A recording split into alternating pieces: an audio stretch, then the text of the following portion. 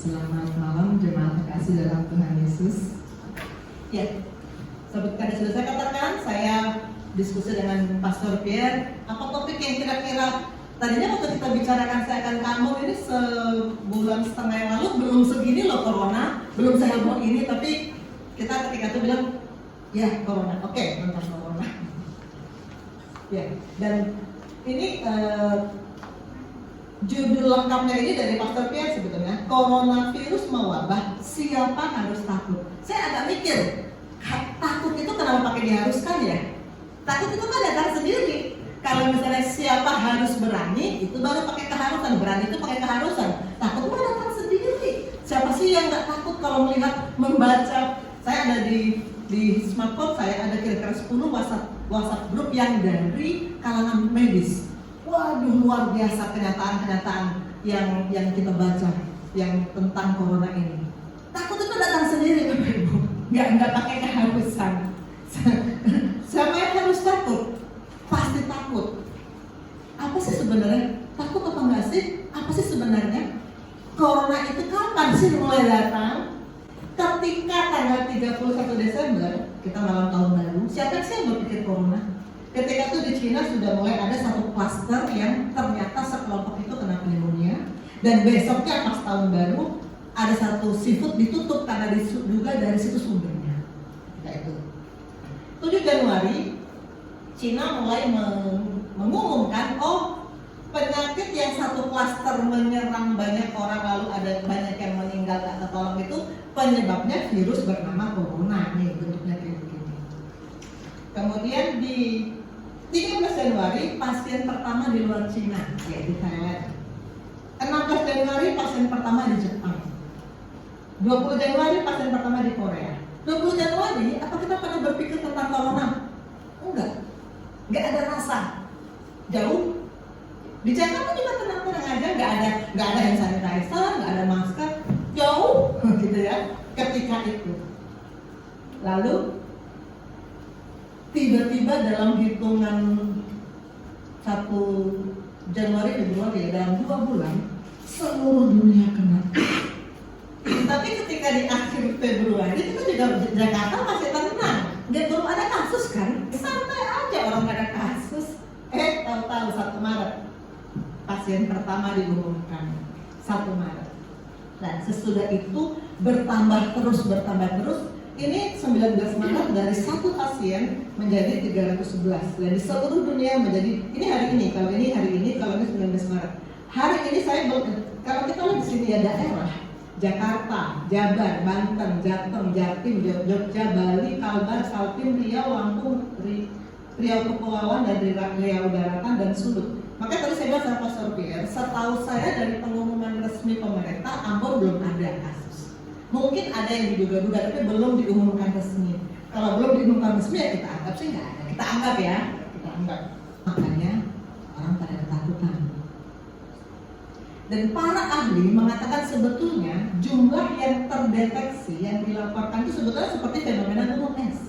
Yang muncul, yang meninggal, yang critical illness, tapi yang tidak menunjukkan gejala, yang carrier, tapi nularin itu jauh lebih banyak. Jadi di Ambon ada nggak? Mungkin ada sih sebenarnya kalau menurut dugaan ini. Cuman belum muncul, belum terdiagnosis, mungkin belum menunjukkan tanda-tanda sakit. Lalu apa yang terjadi? 14 Maret, 2 minggu kemudian ya, pemerintah menyatakan corona bencana nasional. 2 minggu dari kasus pertama. Nah, saat itulah Jakarta benar-benar berubah. Tadinya masih santai. Saat itu apa yang terjadi? Rush. Sampai saya pernah cerita hari Minggu dia mau belanja, kosong loh.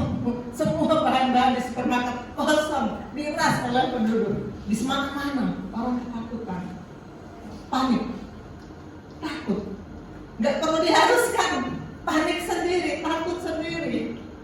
Masker tahu-tahu lenyap, hand sanitizer juga lenyap semua. Lalu di 14 Maret, gubernur menyatakan sebagian dokter dan perawat juga kena. Saat menolong pasien, mereka tertular. Sedihnya, kalau saya sedihnya gini, orang yang ketularan dari mana sih? Dari luar ketularan dari luar negeri. Jadi rata-rata separuh yang kasus itu kan karena dari luar negeri ketularan. Jadi ngapain keluar negeri ya, jalan-jalan lalu nularin, atau yang pergaulan ya, dansa-dansa dengan orang asing, mereka ketularan. Kami dokter kerja harus ketemu pasien dan satu demi satu tertular. Sedih. Ketika mendengar berita teman-teman kami 1-2 ketularan dan ada yang meninggal, saya takut. Kenapa? Orang nggak boleh keluar dari rumah supaya tidak tertular. Kami harus ke rumah sakit tiap hari ketemu pasien yang menular. Bayangkan, sedangkan masker persediaannya tinggal sedikit. Kayak apa rasanya? Semua perawat, semua teman-teman saya, semuanya ketakutan ketika itu. Tidak perlu diharuskan takut itu datang, karena kami bertemu tiap hari dengan pasien. Tapi puji Tuhan, sampai tadi Pastor Pierre bilang, ya sapa. Ini kebetulan juga dikhotbahkan dalam beberapa minggu di gereja di GSIM Jakarta. Pastor Rio, Pastor Cakra juga mengambil kisah Yosafat di 2 Tawarin 20. Saya baca aja ya. Sesudah itu Bani Moab dan Bani Ammon datang berperang melawan Yosafat bersama-sama sepasukan orang Meuni. 3 bangsa melawan 1 bangsa. Dan Yosafat itu Raja Yehuda. Yehuda itu cuma 1 suku di Israel Selatan. Yehuda dan Lewi sebenarnya, tapi kan Lewi nggak dihitung ya, karena Lewi bekerja di Bait Allah. Sedangkan yang 10 suku lagi kan di Israel Utara, udah beda negara. Jadi pasukannya sangat kecil, cuma Yehuda doang.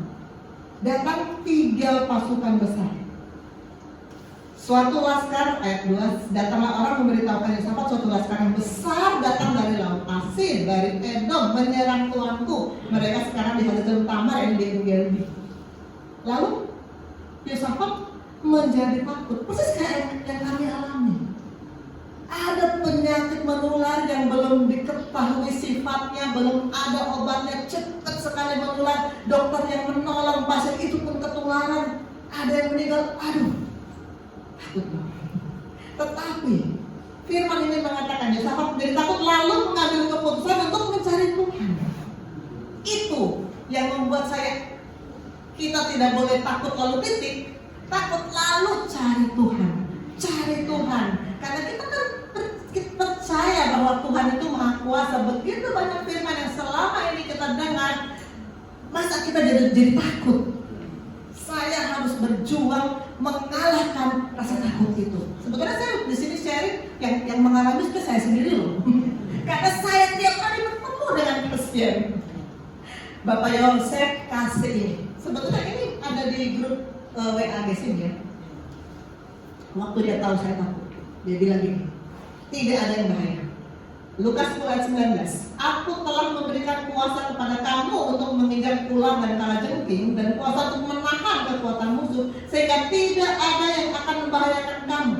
Perhatikan konteks dari firman Tuhan ini ditujukan kepada murid-murid Tuhan, bukan kepada orang banyak yang berbondong-bondong mengikuti dia. Di sini kita semua adalah murid-murid Tuhan, amin. Ini ditujukan pada kita. Kita orang-orang percaya yang sudah diajar, dilatih, tunduk taat kepada kehendak Tuhan untuk pergi misi memberitakan Injil kabar baik ke lingkungan yang sangat berbahaya. Lukas 10 ayat 3. Pergilah aku mengutus kamu seperti domba ke tengah-tengah serigala. Kedengarannya keputusan ini seperti gak manusiawi. Bagaimana bisa anak domba bertahan hidup di tengah-tengah serigala? Sejak tidaklah manusia, maka dunia tempat kita tinggal ini memang sudah menjadi tempat yang terkutuk dan berbahaya. Tapi di dunia yang sama dan berbahaya inilah gereja dilahirkan, dibangun dan diutus. Makanya gereja kita tidak boleh berhenti, karena disinilah, justru di sini Tuhan mau menunjukkan kemahakuasaannya. Jaminan hidup orang percaya bukan hanya pada kuasa yang kita terima dari Allah, tapi jaminan hidup kita ada pada kehadiran gembala yang memberi perintah untuk pergi. Ketahuilah, ini ketika amanat agung ya, ketahuilah, aku menyertai kamu senantiasa sampai kepada akhir zaman. Bapak Rohani bilang sama saya, janji ini berlaku pada orang-orang yang melaksanakan amanat agung. Allah menyertai menyertai senantiasa sampai pada akhir zaman. Terlalu sering dan terus saya katakan, kata Maka Yosef, kekristenan bukanlah orang-orang yang hidup dari Allah saja, tapi orang-orang yang hidup bersama Allah. Membaca ini saya dikuatkan, membaca ini ketakutan saya hilang. Bukan cuma Pak Yosef yang menolong saya, Pastor Rupiah juga kasih ayat buat saya dari Mazmur 34. Mazmur 34. Talita boleh tolong baca? Aku telah mencari Tuhan, lalu Dia menjawab aku dan melepaskan aku dari segala kegemaranku. Tunjukkanlah pandanganmu kepadanya, maka mukamu akan berseri-seri dan tidak akan malu tersipu-sipu. Malaikat Tuhan berkemah di sekeliling orang-orang yang takut akan Dia, lalu meluputkan mereka. Tetaplah dan lihatlah betapa baiknya Tuhan itu, berbahagialah orang yang berlindung padanya. Saat ini saya mau saksikan bahwa saya tidak takut lagi, karena firman telah mengangkat ketakutan itu. Amin. Dan ini adalah saat duduk kita dari iman ke iman di tanggal 15 Januari. Sebenarnya di 15 Januari itu walaupun Jakarta belum heboh, kami kalangan dokter sudah mulai cemas karena kami tahu apa yang sedang terjadi. Belum ada pengumuman kasus, kami tahu yang sebenarnya terjadi. Antara kami kan saling berinformasi. Di 15 Januari, judulnya Janganlah Cemas. Karena itu janganlah cemas dan gelisah, Matius 6 ayat 31. Bacaannya adalah Mazmur 55. Saya memperbesar kalimat perikop yang pertamanya. Tuhan sangat menentang kecemasan. Paulus juga menentangnya. Seluruh Alkitab memberikan perlawanan terhadap kecemasan karena kecemasan dirancang iblis untuk menghasilkan stres, ketegangan, dan maut. Luar biasa ya, iblis itu merancang kecemasan untuk menghasilkan maut. Kecemasan mungkin tidak berbentuk seperti dosa perbuatannya, tapi saya baca lanjut. Banyak di antara kita masih bersikap seolah-olah kecemasan itu pilihan. Kita boleh pilih cemas apa enggak. Tapi sesungguhnya kecemasan itu dosa. Sesungguhnya kecemasan itu dosa. Di sini dia lanjut dengan 1 Petrus 5 ayat 7. 1 Petrus 5 ayat 7 ayat hafalan sejak saya kecil ya. Serahkanlah segala kekhawatiranmu kepadanya, karena hanya Ia yang memelihara kamu. Serahkan. Kalau kita menyerahkan kecemasan, kekhawatiran, ketakutan kepada Dia, yang namanya menyerahkan itu apa sih? Misalnya saya menyerahkan kepada Talita, sini saya maju. Mama menyerahkan Alkitab ini kepada Talita. Baiklah, ya, silakan bawa duduk. Kalau saya serahkan, apakah saya masih memegang Alkitab itu? Tidak, saya sudah serahkan. Kecemasan kalau itu sudah serahkan kepada Tuhan, kita nggak pegang lagi. Kita nggak bisa ketakutin lagi orang-orang kita serahkan. Dan dalam sharing Pastor Kenneth ya yang menulis ini ya, dia katakan kalau kita serahkan kecemasan kepada Tuhan, Dia berikan sebagai gantinya firman. Jadi kita barter, Tuhan kasih firman, kita serahkan ke Dia kecemasan. Ini yang akan mengangkat kecemasan kita, yang akan mengatasi masalah kita.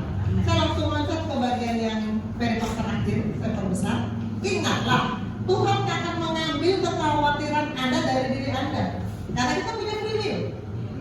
Anda yang harus memberikan kepadanya. Saya harus menyerahkan kecemasan saya kepadanya, kekhawatiran saya kepadanya, ketakutan saya kepadanya. Kemudian Dia akan menggantikan semua kecemasan itu dengan firman. Saya tertegur ketika Pastor Yosef berkata di salah satu WA, dia selalu sharing kan, jangan fokus pada corona, fokuslah pada firman. Sebagai dokter pasti saya tiap hari dapat banyak kabar kan, tapi kita boleh baca untuk pengetahuan, tapi fokus kita harus kepada firman. Yang kita pikirkan, kita perkatakan, kita imani harus firman, bukan ketakutan terhadap fakta-fakta itu. Andalah yang harus mengendalikan pikiran Anda. Anda dapat melakukannya. Tuhan yang lebih besar itu tinggal di dalam Anda. Kita sering mendengar kan, kalau masalahmu besar, Tuhanmu kecil. Kalau masalahmu kecil, Tuhanmu besar. Kita katakan Tuhanmu besar. Kita bilang bersama-sama, Tuhanmu besar. Corona kecil. Corona kecil. Ya. Kita jangan lagi merasa, aduh takut. Tuhan kita maha besar. Dia sanggup membuat kita berhasil mengatasi masa-masa yang sulit ini. Ini satu joke yang muncul di salah satu WhatsApp grup yang kebetulan anggotanya orang-orang Kristen. Tulisan Anthony de Mello, wabah sedang berjalan menuju Damaskus dan melewati seorang kafir di padang gurun. Mungkin Bapak Ibu ada yang sudah dapat ini. Mau kemana kau wabah? Tanya kafilah. Mau ke Damaskus mau merebut 1000 nyawa. Sekembali dari Damaskus, si wabah ketemu lagi sama si kafilah. Kafilah protes, hai wabah, kamu merebut 50.000 nyawa bukan 1000 seperti katamu. Terus kata wabah apa? Enggak, aku beneran ambil 1000, sisanya mati ketakutan. Saya waktu baca ini ketawa. Iya ya, ternyata banyak orang yang lebih banyak disiksa oleh ketakutan daripada kenyataan itu sendiri.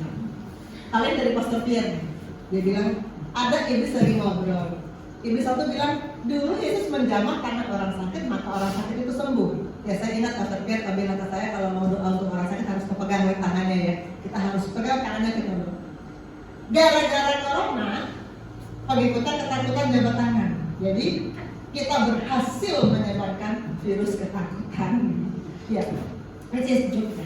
Tapi intinya, dunia selalu memberikan ketakutan, sedangkan firman selalu memberikan kekuatan. Jadi jangan fokus pada dunia, fokus pada firman. Nah, sekarang kita masuk pada coronanya. Siapa sih yang harus takut? Yang harus takut pada corona adalah orang yang tidak punya firman, pasti ya. Kita sekarang tidak punya ketakutan yang seperti itu. Sebelum saya membicarakan khusus coronavirus, saya mau ingatkan sekali lagi bahwa sebetulnya di samping coronavirus, penyakit yang sehari-hari malah sudah jelas di lingkungan kita adalah penyakit-penyakit silent disease yang gak ada rasanya, tapi ujung-ujungnya bisa mematikan seperti kolesterol, gula, darah tinggi. Jangan lupa dengan penyakit itu. Dan ini saya sampaikan di ibadah Gesim Jakarta di pertengahan Februari. Bapak Ibu kalau usahakan ada waktu untuk menyimak, tinggal ketik saja Susana Graha dan silent disease, nanti bisa ada di YouTube. Sudah saya post di YouTube. Tetap sediakan waktu untuk menyimak karena apa? Corona ini suatu saat akan berakhir. Tapi silent disease ini sudah menjadi penyakit kronik yang banyak orang sudah miliki. Kita lanjut ke corona.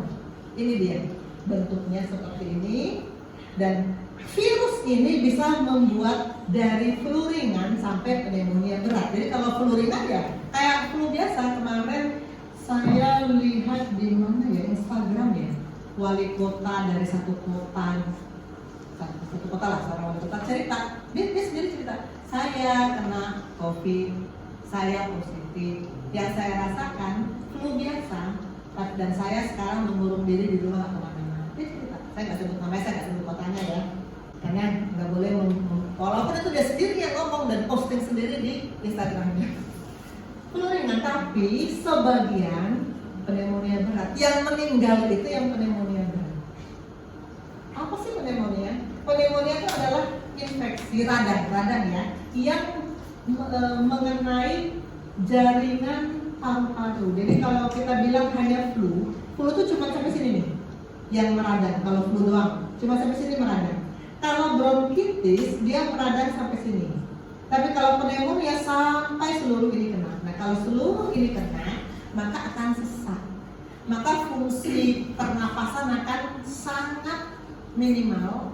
Maka orang yang kena pneumonia corona ini rata-rata masuk di mesin ventilator dan sebagian meninggal. Nah, yang bikin pneumonia bukan cuma corona sebenarnya. Banyak bakteri dan banyak virus lain. Bakteri seperti bakteri pneumococcus. Mungkin kalau di sini ada yang jurusan biologi, mungkin kalau saya nggak tahu lah, Putri biologi ya. Mungkin baru tahu ya bakteri-bakteri ya. Pneumococcus, staphylococcus, streptococcus, banyak sebetulnya bakteri. Virus-virus juga banyak, bukan cuma corona doang, tapi yang sekarang ini tiba-tiba sangat menular dan belum ada obatnya. Kalau bakteri ada antibiotik, mati dia. Kalau virus, secara umum penyakit virus itu adalah penyakit yang self-limiting, berhenti sendiri, sembuh sendiri. Flu kan banyak yang sembuh sendiri tanpa minum obat sebetulnya, cuma yang paling vitamin.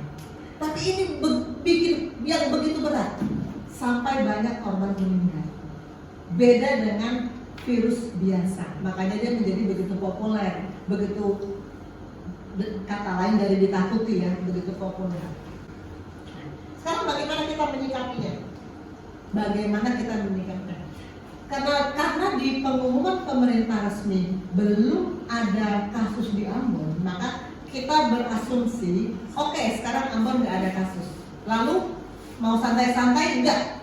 Justru kita harus memastikan jangan sampai Ambon ini ada kasus. Setiap hari orang datang, tadi saya kan ke Ambon juga naik pesawat, ada orang barengan saya. Siapa yang tahu mereka tertular? Tadi saya mampir transit di Denpasar kan, berarti tadi yang barengan saya satu pesawat itu orangnya dari Denpasar. Bali ada kasus kan? Kalau sampai mereka salah tular kontak, setiap hari orang yang datang ke sini dari luar bisa saja potensial membawa. Oke? Sebetulnya dari Pastor Pia sudah bilang corona itu 14 hari sudah mati sendiri sebenarnya. Asal kita tidak menyebarluaskannya. Jadi bagaimana caranya? Ini dari IDI ya, ini dari IDI, Ikatan Dokter Indonesia. Pertama, jangan panik. Oke, ya pasti dong, tadi aku sudah bilang jangan takut ya. Kedua, bila flu langsung berobat. Biasanya kan kita kalau flu kan udahlah obati sendiri dulu. Sekarang jangan, kalau flu berobat aja supaya nanti dokter periksa darah untuk memperkirakan ini corona atau bukan. Tiga, nah ini baru urusan kita langsung. Pola hidup sehat. Apa saja pola hidup sehat? A. Cuci tangan. B. Jangan pegang-pegang muka. C. Gunakan masker. D. Tutup mulut kalau batuk. E. Makan minum bergizi. F. Istirahat cukup. G. Jangan merokok, jangan alkohol, dan H. Olahraga. Saya akan bahas satu persatu. Cuci tangan atau hand sanitizer. Nanti kita habis persembahan ya, kita akan sama-sama mempraktekkan hand sanitizer. Kenapa? Karena uang sudah dipegang begitu banyak orang. Uang termasuk salah satu benda yang potensial ada virusnya.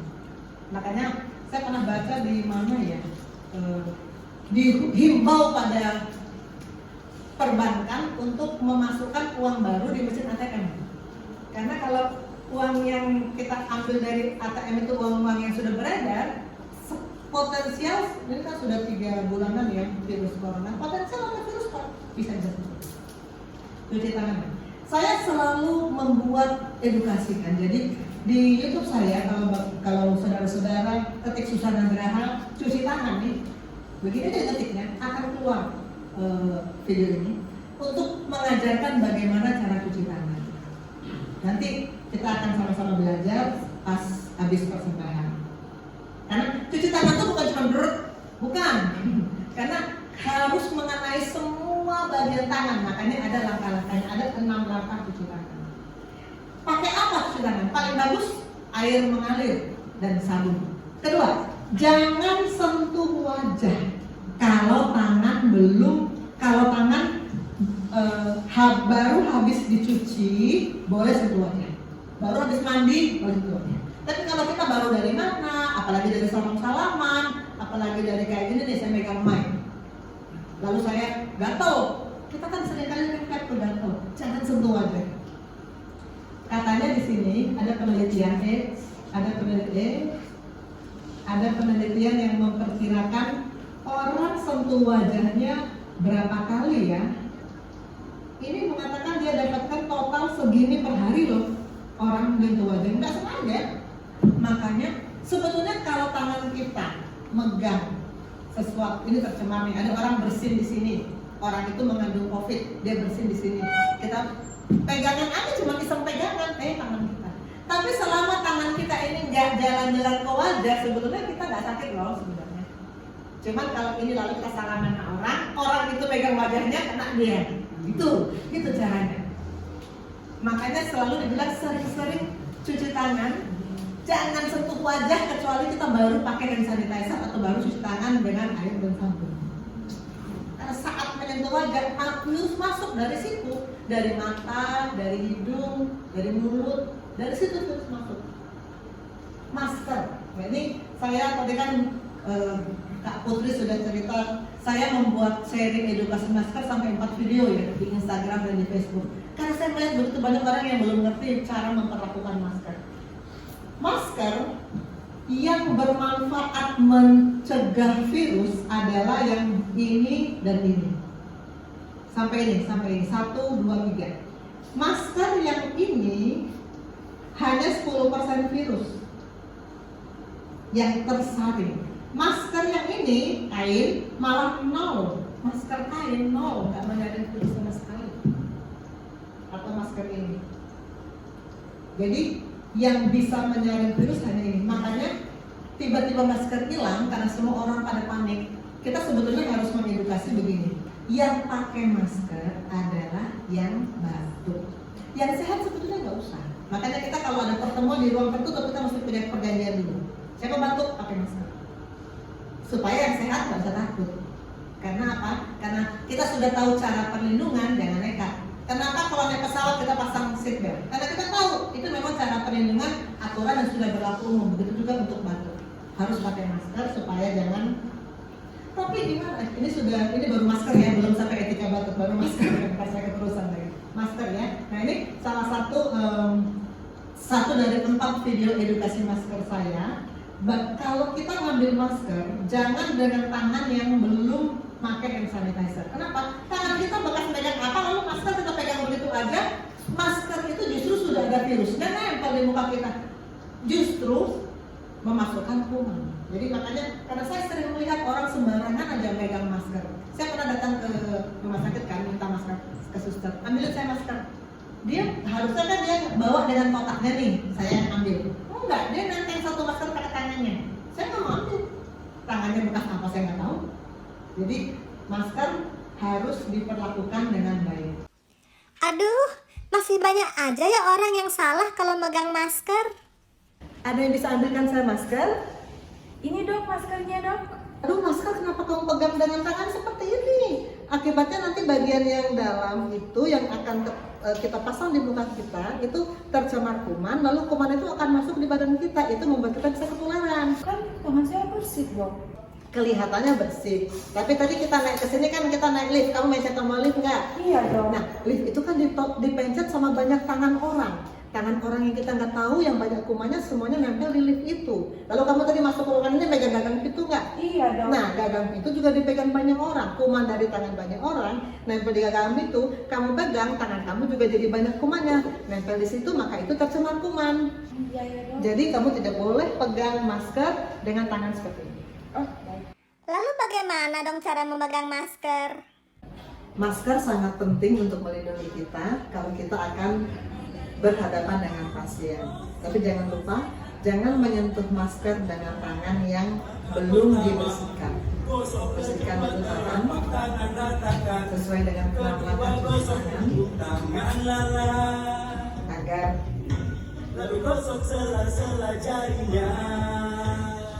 tangan bersih.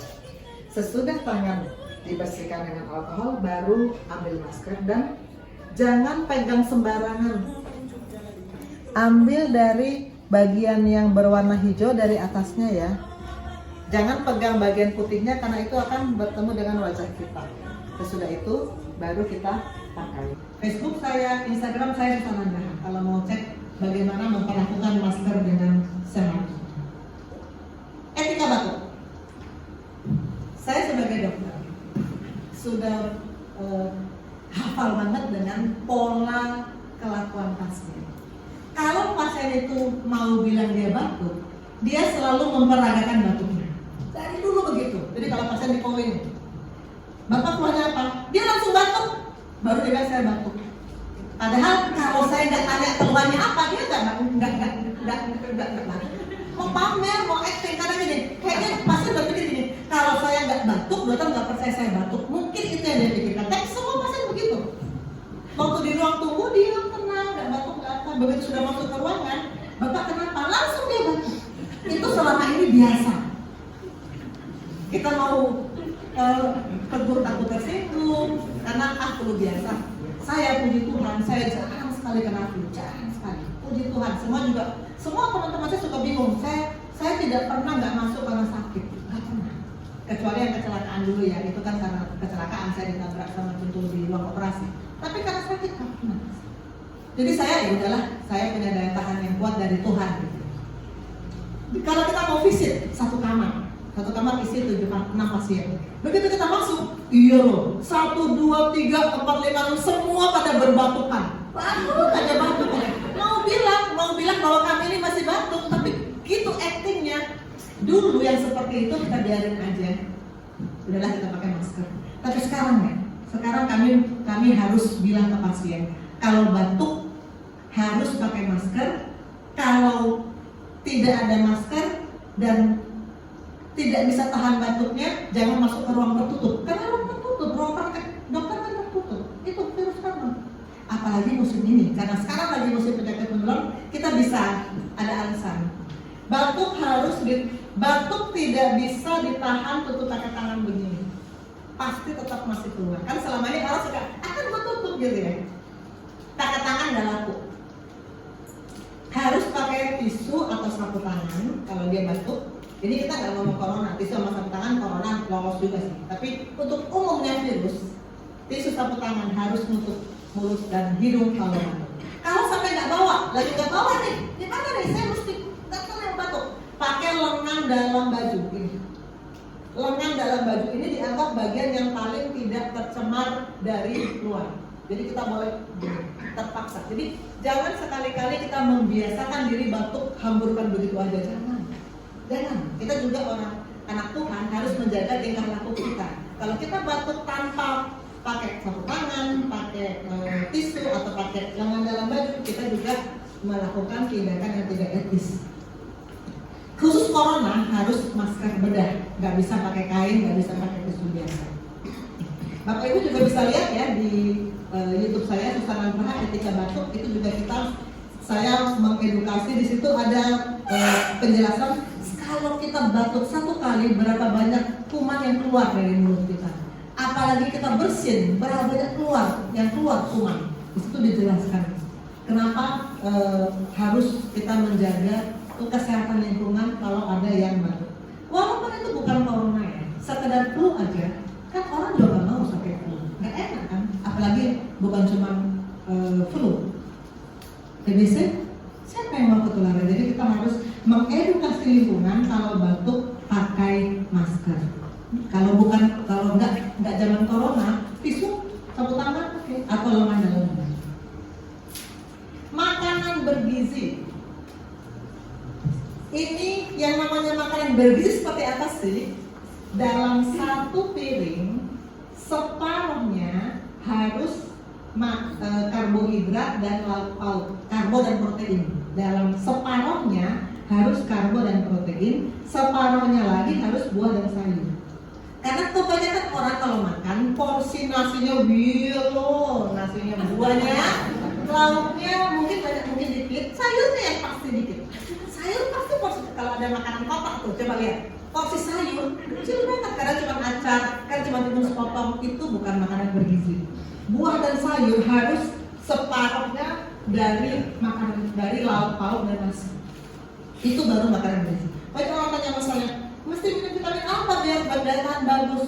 Sebetulnya selama kita 3 kali makan, 3-3-nya pakai buah dan sayur lengkap, sebetulnya nggak perlu ada tambahan vitamin khusus.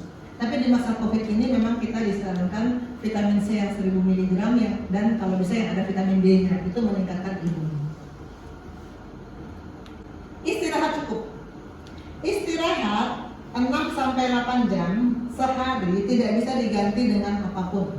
Gue gak istirahat, gue mau begadang, nanti gue minum vitamin, gak bisa. Istirahat ya istirahat. Dan 6-8 jam ini dimulai dari jam 10 malam. Dimulai dari jam 3 pagi, nanti 6 jam sampai jam 9 pagi, enggak bisa. Itu siklus di badan tidak cocok dengan itu. Jam 10 malam. Lebih awal boleh, tapi jangan lebih. Stop rokok dan alkohol, udah pastilah ini kan racun. Hari ini kita takut sama virus masih juga mau merusak badannya. Saya selalu bilang sama pasien gini, Pak, penyakit itu nggak diundang aja datang loh Pak. Nggak diundang aja datang, apalagi kalau diundang.